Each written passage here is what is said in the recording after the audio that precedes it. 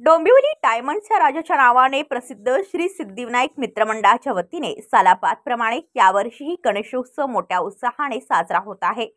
शिवसेनेचे विधानसभा संघटक आणि मंडळाचे आधारस्तंभ बंडू पाटील यांच्या मार्गदर्शनात पारंपरिक पद्धतीने गणेश उत्सवानिमित्त सर्व कार्यक्रम पार पडत आहेत।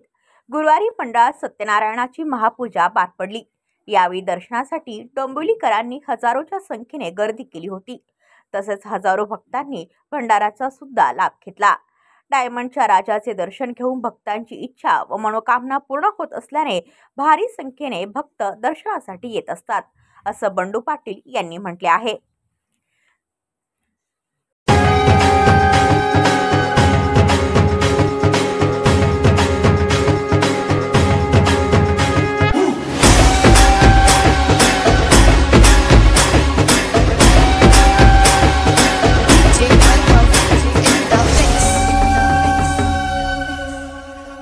बाप्पा मोरया मोरया मोरया रे बाप्पा मोरया मोरया मोरया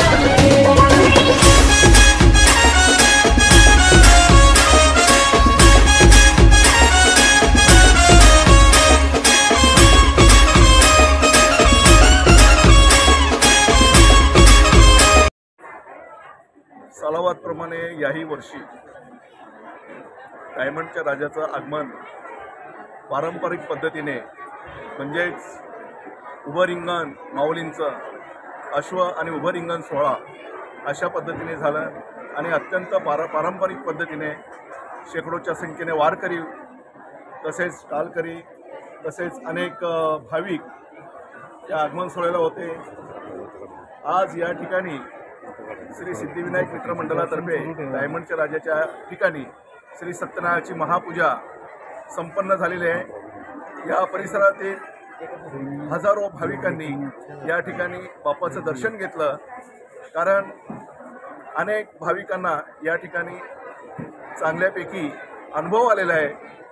त्यांच्या ज्या काही मागण्या असतील, त्यांचं गारवणं असतील, ते गारवणं देखील या मंडळाच्या माध्यमातून डायमंडच्या राजाच्या माध्यमातून आणि या सिद्धिविनायक मित्रमंडळाच्या माध्यमातून ते गारवणं आणि मागण्या त्यांच्या पूर्ण होतात। म्हणून अत्यंत भावनेने श्रद्धेने हजारो भाविक या ठिकाणी दर्शनाला आलेले आहेत आणि त्यांना खरोखर दर्शन घेऊन अत्यंत समाधानकारक त्यांना समाधान लाभलेलं आहे। असे या ठिकाणी श्री सिद्धिविनायक मित्रमंडळातर्फे सर्व कार्यक्रम पार पडलेले आहेत।